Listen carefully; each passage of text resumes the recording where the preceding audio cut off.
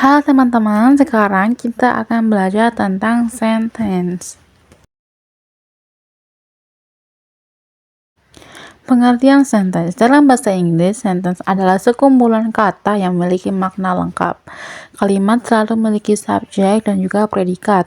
Predikat ini biasanya berupa kata kerja atau verb. Contohnya, she reads. She di sini menjadi subjek dan read adalah predikat. Maka kalimat ini sudah lengkap karena kita tahu siapa yang melakukan dan apa yang dilakukan. Nah, ini yang dimaksud oleh sentence tersebut.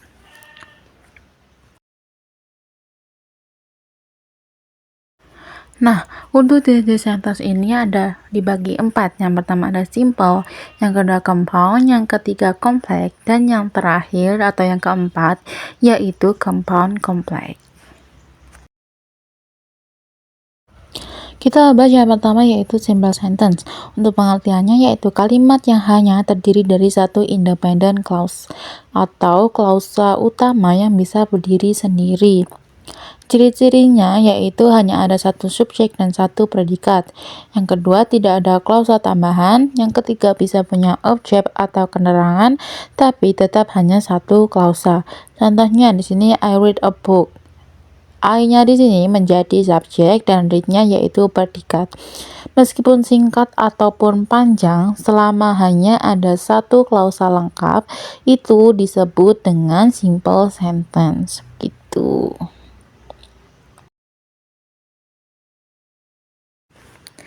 Yang kedua ada compound sentence.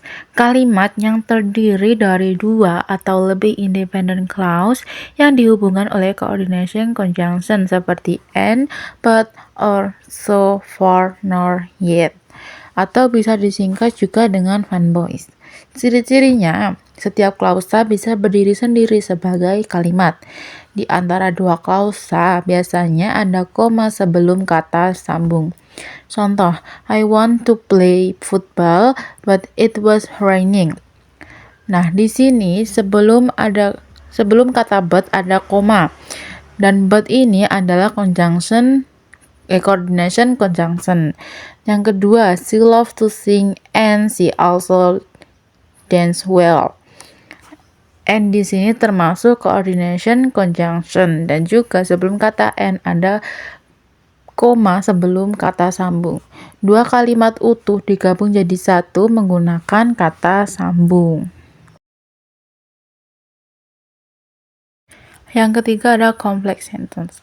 Kalimat yang terdiri dari satu independent clause dan satu atau lebih dependent clause yang tidak bisa berdiri sendiri. Ciri-cirinya ada kata penghubung seperti because, although, when, since, if, while, after, before, that. Klausa terikat memberikan tambahan informasi tapi tidak bisa berdiri sendiri. Contohnya, I stayed at home because it was raining.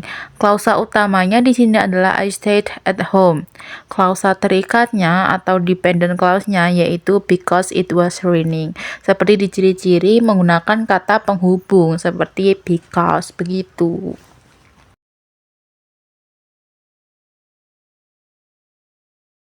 Nah, yang terakhir ada compound complex sentence. Kalimat yang terdiri dari setidaknya dua independent clause dan satu dependent clause atau sebaliknya. Jadi bisa satu independent clause dan juga dua dependent clause.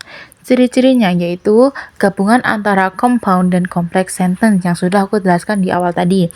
Biasanya cukup panjang dan kompleks strukturnya.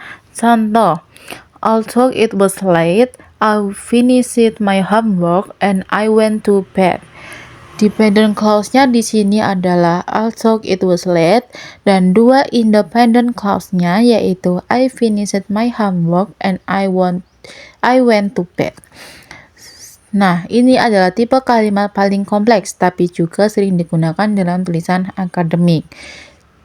Jadi, intinya di compound kompleks ini harus ada satu kompleks dan juga satu compound begitu dalam satu kalimat tersebut.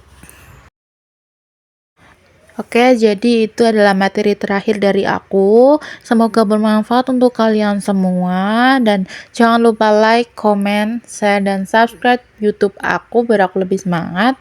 Dan see you. Thank you semuanya. Bye bye.